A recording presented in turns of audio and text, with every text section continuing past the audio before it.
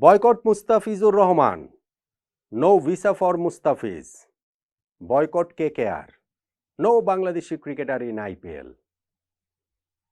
Hashtag দিয়ে এরকম নানান বার্তা গত ২-৪ দিনে আমি সোশ্যাল মিডিয়াতে দেখতে পেয়েছি।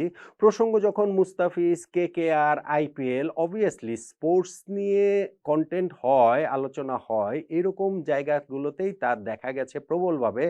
আমাদের নট আউট ওমান প্ল্যাটফর্মেরও বিভিন্ন ভিডিওতে কমেন্ট সেকশনে আমি এরকম কমেন্টস করতে দেখেছি, যেগুলোর মূল সুর একটাই।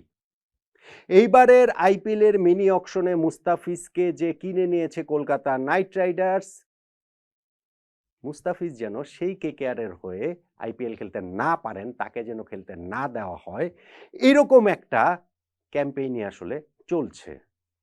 ঠিক আসলে যৌক্তিক? কোনোভাবেই কি যৌক্তিক? বাংলাদেশ ভারত প্রতিবেশী দুইটি দেশের মধ্যে সম্পর্কের টানাপোড়েন চলছে রাষ্ট্রীয় পর্যায়ে বেশ অনেক দিন ধরেই। সেটা রাজনৈতিক কারণে, কখনো কখনো সেইখানটাতে ধর্মীয় কারণটাও যোগ হয়ে যায়। আর সাম্প্রতিক সময়ে ওই টানাপোড়েনের মাত্রা এত প্রবল যে সেইটা আগুনের আঁচটা আসলে এখন ক্রিকেটের গায়েও এসে লাগছে, মুস্তাফিজের গায়ে লাগছে, কেকেআরের গায়ে লাগছে, আইপিএল এর গায়েও লাগছে।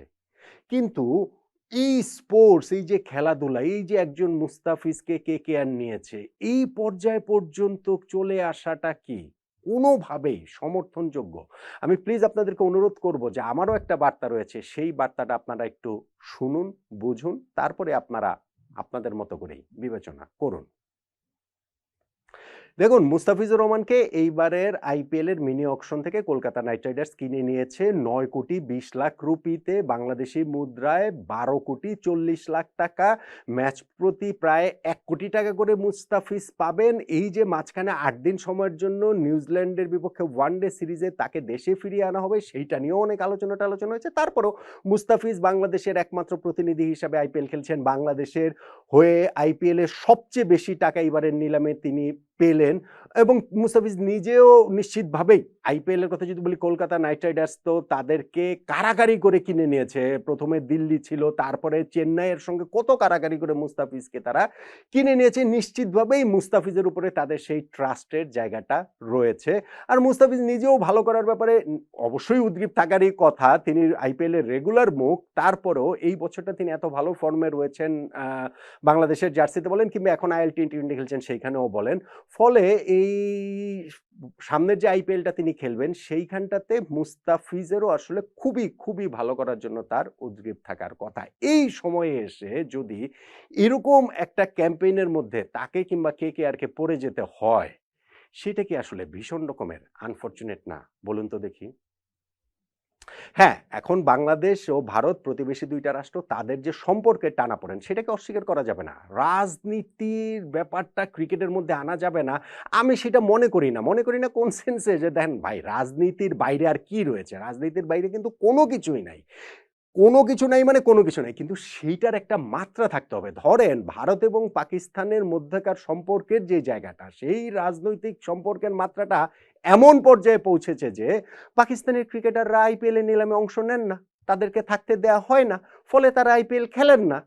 বাংলাদেশ আর ভারতের সম্পর্কের জায়গাটা তো সেরকম না।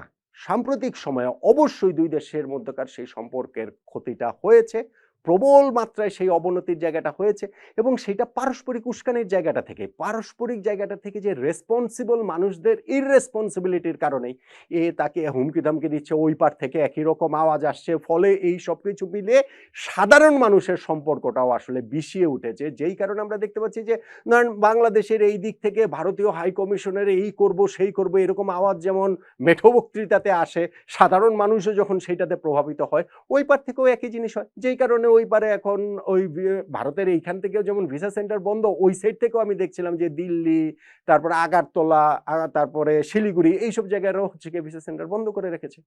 এখন ভাই, রাজনীতির কাজ রাজনৈতিক লোকজন না হয় করবো, হ্যাঁ, সেই সাম্প্রতিক সময় এইখানটাতে একটা ধর্মীয় উপাদানও প্রবলভাবে যুক্ত হয়েছে, কিন্তু সেই জায়গাটাতেও আমার আসলে বিনীতভাবে একটা কথা বলার রয়েছে, যেইটা শুনলে আসলে মনে হবে যে ভাই, মাস পিপল কোনো দেশেরই খারাপ না, পৃথিবীর কোনো দেশেরই সাধারণ মানুষ খারাপ বলে আমি সেটা মনে করি করি না, তাদেরকে যারা পরিচালিত করেন সেই মানুষগুলো যদি খারাপ হন, সেই ক্ষেত্রেই আসলে সমস্যার জায়গাটা প্রবল থেকে প্রবলতর হয়ে ওঠে। এখন ক্রিকেটের ক্ষেত্রে মুস্তাফিজকে যখন আইপিএল এর দল কেকেআর নিয়েছে, সেই জায়গাটা তো আমি যেটা বললাম, পাকিস্তানের কথা বললাম যে তাদের ক্রিকেটাররা তো আইপিএল এ অংশ নিতে পারেন না। বাংলাদেশের এটা পেরেছেন, নিয়েছেন। এখন এই জায়গাটাতে মুস্তাফিজকে বয়কট করতে হবে, এইটা কি আসলে কোনোভাবে যৌক্তিক? আমার কাছে সেটা মনে হয় না। আমার কাছে সেটা অ্যাবসোলিউটলি এটা মনে হয় না। কিছু জিনিস এই জায়গাটাতে আপনার মাথায় রাখতে হবে। বাংলাদেশ দল কিন্তু ভারতে বিশ্বকাপ খেলতে যাবে। আইপিএল এর আগেই খেলতে যাবে। বাংলাদেশ জাতীয় দল খেলতে যাবে এবং সেইখানটাতে কলকাতায় আমাদের গ্রুপ পর্বে যে ৪ টা ম্যাচের মধ্যে ৩ টা ম্যাচই আমাদের কলকাতায় রয়েছে। বাংলাদেশ টিমকেও কি আপনারা বয়কট করবেন? আইসিসি ইভেন্টে বাংলাদেশ টিমকেও কি বয়কট করা হবে? সেটা কি আসলে যৌক্তিক হবে? কোনোভাবে হবে। তাহলে ভাই মুস্তাফিজকে টার্গেট কেন করছেন? কোন কারণটাতে এই জায়গাটাতে করছেন আমাকে সেটা একটু বলেন তো দেখি। বা কেকেআর নিয়ে কি মুস্তাফিজকে দলে নিয়ে কি তারা অপরাধ করে ফেলেছে? চেন্নাই যদি দলে নিত তাহলে আসলে কি হতো? চেন্নাই থেকে এরকম মিছিল মিটিং আন্দোলন বা এই যে সোশ্যাল মিডিয়ার যে জিনিসটা দেখছি সেরকম কি হতো? I don't think so. আমার কাছে সেইটা আসলে কোনোভাবেই মনে হয় না। ফলে এইখানটাতে আমি মনে করি যে যারা রেসপন্সিবল, আমি আবারও বলি, রেসপন্সিবল লোকরা ইররেসপন্সিবল কাজ করে। তা আমরা যারা সাধারণ মানুষ রয়েছে, আমরা না হয় একটু রেসপন্সিবিলিটির জায়গাটা দেখাই। আমরা না হয় পারস্পরিক একটু সহিষ্ণুতার জায়গাটা দেখাই। আমাদের সাধারণ মানুষের মধ্যে না হয় সেই সৌহার্দ্যের জায়গাটা আসলে একটুখানি দেখাই। অবশ্যই কোনো একটা ইস্যু নিয়ে আপনি রাজনৈতিক কারণে হোক, রাষ্ট্রীয় কারণে হোক, ধর্মীয় কারণে হোক, আপনার অনুভূতি আঘাতপ্রাপ্ত হতে পারে। কিন্তু সেইটাকে ডিল করা কি উপায় এইটা যে মুস্তাফিজকে কেকেআরে খেলতে দেয়া হবে না, তাকে যেন খেলতে না দেওয়া হয়? আমার কাছে এইটা আসলে কোনোভাবেই এটা যৌক্তিক বলে মনে হয় না। আমি তাই আসলে অনুরোধ করব, যেগুলো হয়েছে সেটা প্রত্যেকের, মানে বাংলাদেশের এই অংশের যেমন ঠিক তেমনি ভারতের অংশেরও সাধারণ মানুষদের অনুভূতির প্রতি আমার শ্রদ্ধা রয়েছে। অবশ্যই তারা তাদের অনুভূতির জায়গাটা জানাতেই পারেন। কিন্তু ক্রিকেট মাঠে এইটা নিয়ে আসলে সেইটার আগুনটা এত সর্বব্যাপী এবং এত সর্বগ্রাসী হবে, শেষ পর্যন্ত সেই আগুনের আঁচ থেকে আমরা কেউ রক্ষা পাবো না। আমরা কি সেটা করব? আমরা কি আমাদের যারা রয়েছেন রেসপন্সিবল, যারা কোট আনকোট আমাদের ২ পাশেই সীমান্তের এপারে ওপারে যারাই রয়েছেন, তারা তাদের লাভের জন্য, তারা তাদের স্বার্থের জন্য অনেক কিছু করবেন। করতেই পারেন। করেন। এটা হচ্ছে গিয়ে পৃথিবীর ইতিহাস। সাধারণ মানুষ তাতেই বিভ্রান্ত হয়, সেটাও পৃথিবীর ইতিহাস। কিন্তু এই জায়গাটাতে আমার মনে হয় যে একটু রেসপন্সিবিলিটি যদি আমরা সবাই মিলে দেখাই, এটা ইস্যুটা শুধু মুস্তাফিজ না, ইস্যুটা শুধুমাত্র হচ্ছে গিয়ে এই যে কেকেআরে তাকে খেলতে দেওয়া হবে না হবে বিষয়টা সেটা নয়।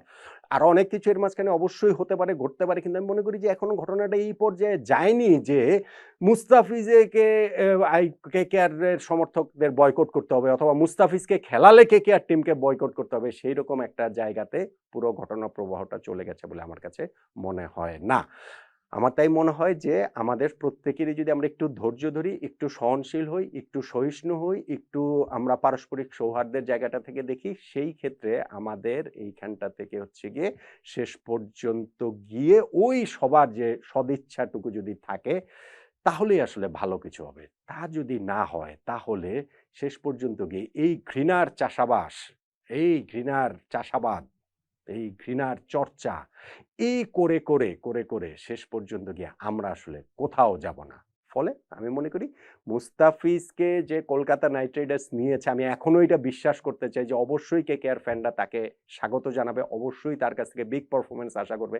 আমি অবশ্যই এটা বিশ্বাস করি যে বাংলাদেশ টিমও যখন টি-20 ওয়ার্ল্ড কাপ খেলতে ভারতে যাবে আইপিএল এর আগেই, কলকাতাতে ৩ টা ম্যাচ হবে, সেই জায়গাগুলোতেও বাংলাদেশ টিমকে ওইভাবেই দুহাত প্রসারিত করে বরণ করে নেওয়া হবে, যেইটা অতীতেও করা হয়েছে। আমি আবারও বলছি, এটা সাধারণ মানুষদের কথা আমি বলছি।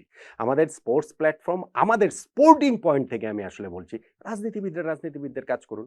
যে তারা এই ২ দেশের মাঝখানে যারা গ্যাঞ্জাম লাগাতে চান, যারা এই যে এই কি বলা চলে আগুনের মধ্যে আলু পুড়িয়ে খেতে চান, সেটা তারা তাদের কাজটা করুক। কিন্তু আমরা যদি ওই সহনশীলতার জায়গাটাতে থাকি, সেই ক্ষেত্রে আসলে ভালো কিছু হতে পারে। কিন্তু সেটা যদি না হয়, শেষ পর্যন্ত গিয়ে আমাদের কারোই এখান থেকে লাভ হবে বলে আমার কাছে মনে হয় না। শুধুমাত্র ঘৃণাটুকুই বাড়তে থাকবে।